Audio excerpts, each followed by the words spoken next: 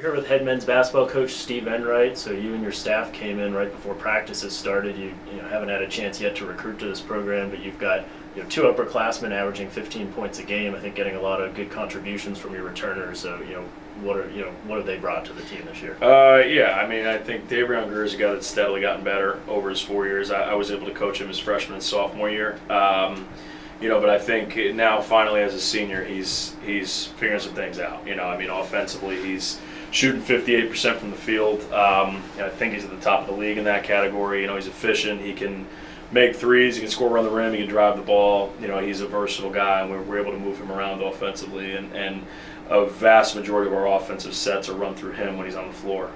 So we kind of dictate what we call and what we run based on where we can get him shots throughout the course of the game.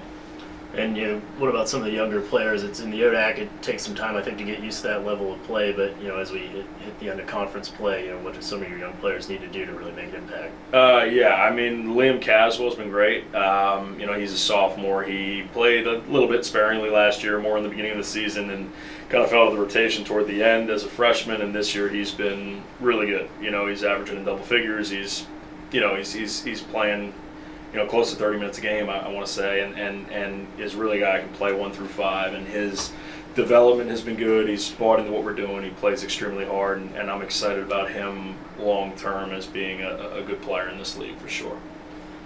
It seems like maybe one challenge you guys have is guarding posts, and some of that size. What do you need to do, I guess, down the stretch against some of these, big forwards in the league, or what are some ways you can take advantage with smaller lineups? Yeah, we've tried to be creative, and we've tried to send doubles from different places. We've probably got to improve our ball pressure and make it harder for teams to enter the ball into the post with the pass, but we've got a couple young freshmen that are interior guys that are getting more minutes in games where we have to deal with bigger players in terms of the other team, but just trying to be creative and find different ways to keep the ball out of the post, and that is a hard area for us because we are undersized and we aren't particularly deep. So as a coach, you just got to be creative and try to find different ways to keep it out of there. And if you double from certain areas, you can try to force turnovers and use your speed and quickness to an advantage, and that's what we're trying to do.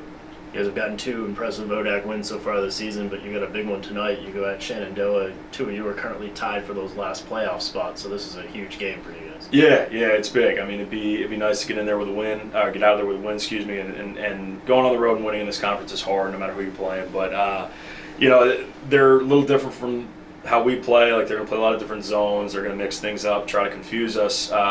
Whereas we're going to try to, I think, play in transition and beat them down the floor, playing broken floor before they set up their zone, and hopefully can score that way. But I'm excited. Guys should be excited. I think it will be a great win if we can come out of there at 3-5 and create some separation with some of the other teams that are close to us in the standings. Well, good luck tonight. I know you got some big games coming up. You got EMU coming here. That'll be an exciting contest. So a lot to look forward to in these next couple of weeks. Absolutely, we're excited. Appreciate it. Thank you.